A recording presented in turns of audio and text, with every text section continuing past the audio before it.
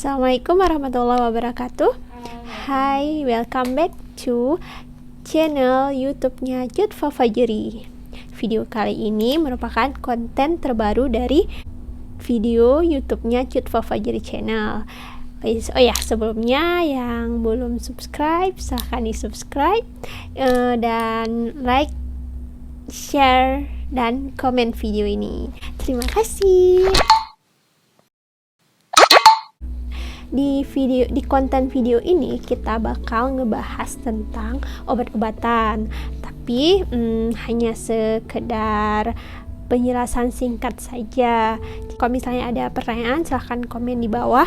Obat yang bakal kita review hari ini merupakan obat yang sering kita gunakan saat kita sedang demam, dan pastinya di setiap rumah pasti ada obat ini, obat penurun panas demam, yaitu obatnya yang paling familiar dan paling aman, termasuk kategori aman dan digunakan sebagai swamedikasi sendiri di rumah, yaitu paracetamol.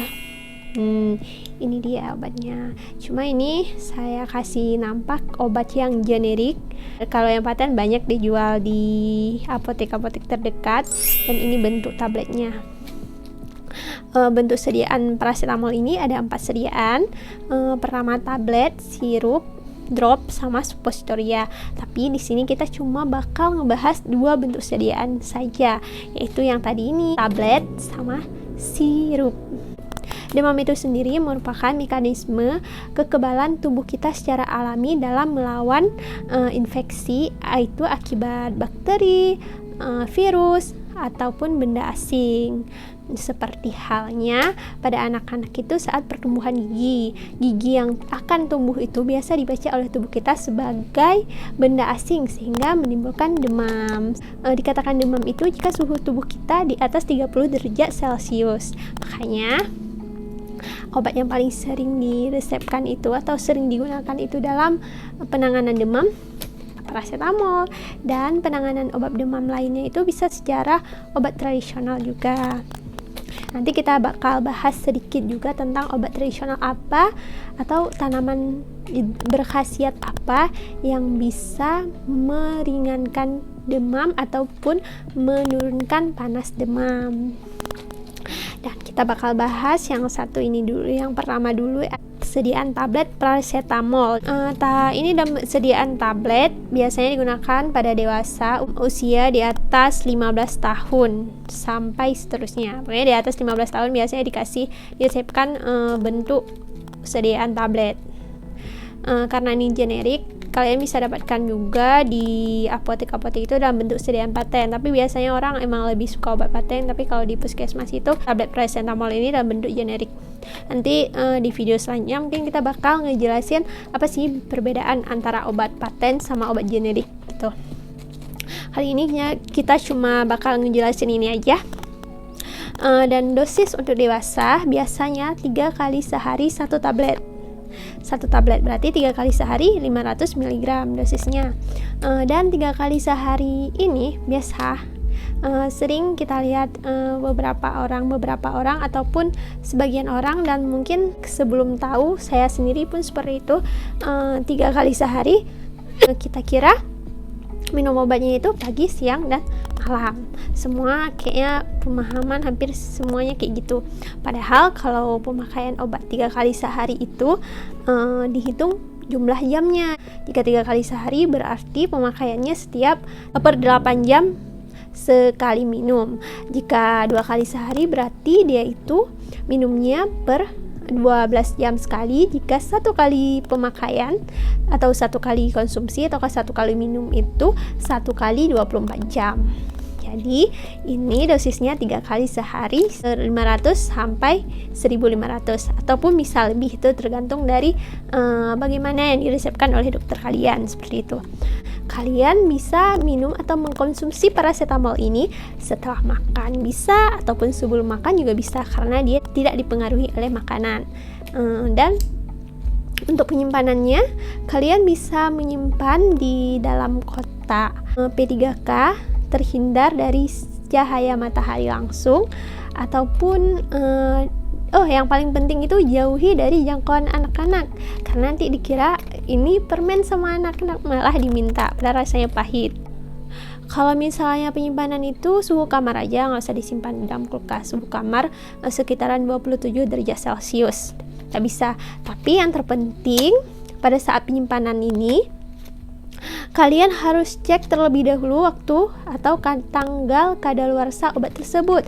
Jika obat hampir mendekati masa kadaluarsanya minimal 1 bulan setelah masa expired yang tertera di etiket obat, kalian bisa langsung membuangnya. Kalau kalian dapat obat ini di puskesmas, kalian bisa mengembalikannya ke puskesmas ataupun tanyakan ke petugas kesehatan bagaimana cara memusnahkan obat tersebut. Dan satu lagi, paracetamol ini merupakan obat yang aman untuk ibu hamil dan menyusui. Jadi untuk kalian hamil atau sedang menyusui tapi lagi demam, bisa minum obat ini dan aman. Tapi paracetamol ini tidak hanya bisa untuk demam, tapi dia juga bisa diindikasikan untuk nyeri, baik itu nyeri sakit gigi ataupun nyeri karena luka-luka ringan seperti itu. Tapi kalau untuk yang agak-agak berat biasanya dikombinasikan dengan kodein agar efek anti nyerinya itu lebih besar. Walaupun bisa untuk nyeri, tapi memang lebih efektif untuk penanganan demam seperti itu.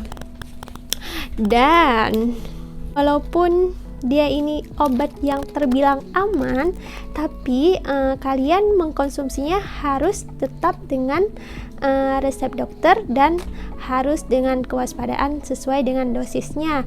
Jangan melebihi dosis. Di paracetamol dalam jumlah yang besar di atas 4 gram atau lebih daripada itu, dia dapat merusak hati atau dapat menyebabkan toksik pada hati kalian. Jadi bukan hanya jatuh cinta saja, bukan hanya patah hati saja yang bisa memperberat membuat sakit hati, tapi obat paracetamol ini juga bisa membuat sakit hati. Sebaiknya kalau diminum memang sesuaikan dengan dosis. Obat apapun itu, walaupun dia dibilang aman, tetap aja mempunyai efek samping yang merugikan kalian jika dikonsumsi tidak sesuai dengan dosisnya. Dan untuk interaksi obatnya sendiri, biasanya waspada dengan orang yang sering mengkonsumsi alkohol, karena alkohol itu memperberat kerja hati, dan paracetamol ini juga memperberat kerja hati. Dia akan semakin menyebabkan hati kita cepat rusak gitu. Karena saat mengkonsumsi ini, bagi orang yang memang mengkonsumsi alkohol, sebaiknya jangan mengkonsumsi lagi alkohol, hentikan sementara gitu, agar tidak memperberat kerja hati kalian. Yang kedua, bentuk sediaan sirup. Ini biasanya didosiskan untuk anak-anak umur 0 sampai 5 tahun. Dosisnya sama seperti dewasa, 3 kali sehari 1 sendok teh.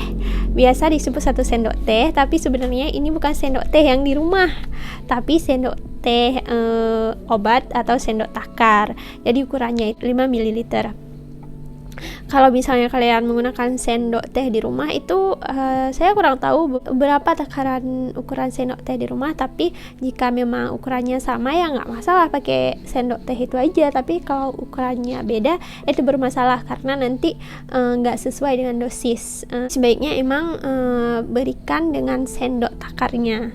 Dan setiap pembelian obat paracetamol itu pun biasanya di dalam kemasan itu tersedia sendoknya juga. Makanya kan 3 kali sehari, jadi sama aja kayak yang punya dewasa tadi, setiap 8 jam sekali 1 sendok teh, dan sesuai dengan anjuran dokter juga.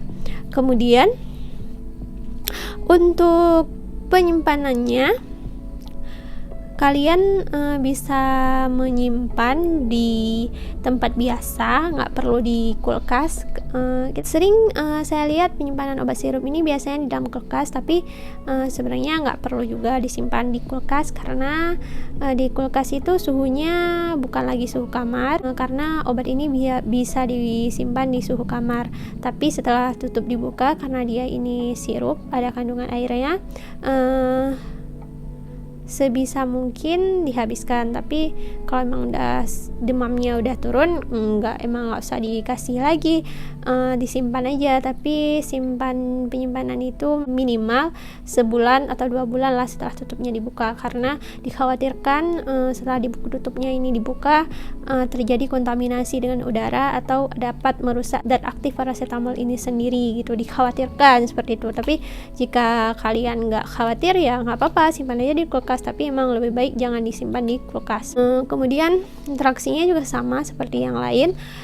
Walaupun ini merupakan obat yang bisa digunakan sendiri atau swamedikasi sendiri, seperti yang saya bilang, baiknya memang dikonsultasikan dengan dokter kalian jika demamnya sudah lebih dari 3 hari, karena dikhawatirkan ini merupakan demam penyebab infeksi virus ataupun infeksi bakteri lainnya gitu. Ya kita nggak tahu apa yang terjadi dalam tubuh kita, jadi nggak usah ditebak-tebak, nggak usah diramal-ramal. Jika demamnya sudah lebih dari 3 hari, langsung ke dokter. Saat demam itu dibarengi juga tubuh dengan suplemen.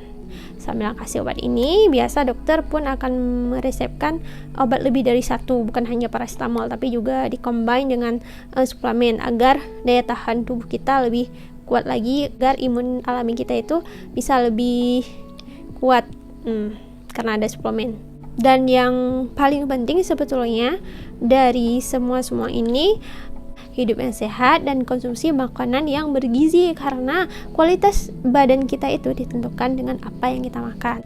Penanganan kedua dalam menangani demam ini adalah pengobatan dengan obat tradisional ataupun pengobatan dengan tanaman obat berkhasiat.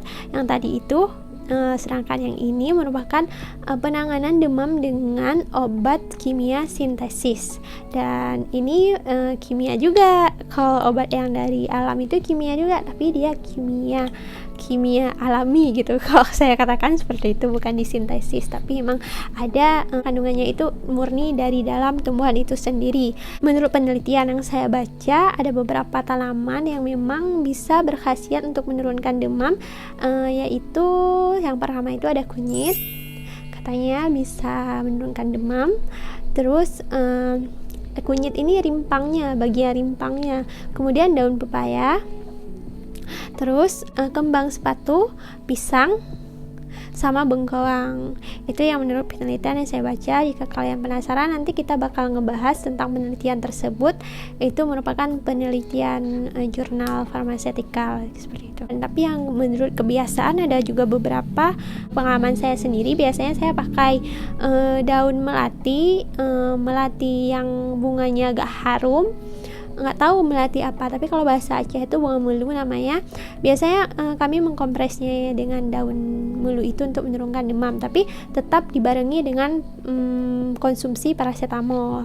Itu hanya sebagai untuk kompres saja dari luar, tapi dari dalamnya tetap konsumsi paracetamol. Itu yang diambil bagian pucuknya, diremas dengan air, kemudian ditempelkan di kepala. Waktunya itu sampai memang kompresnya itu kering, udah gitu aja. Sampai sekarang masih tetap kita pakai itu yang dibarengi dengan paracetamol seperti itu.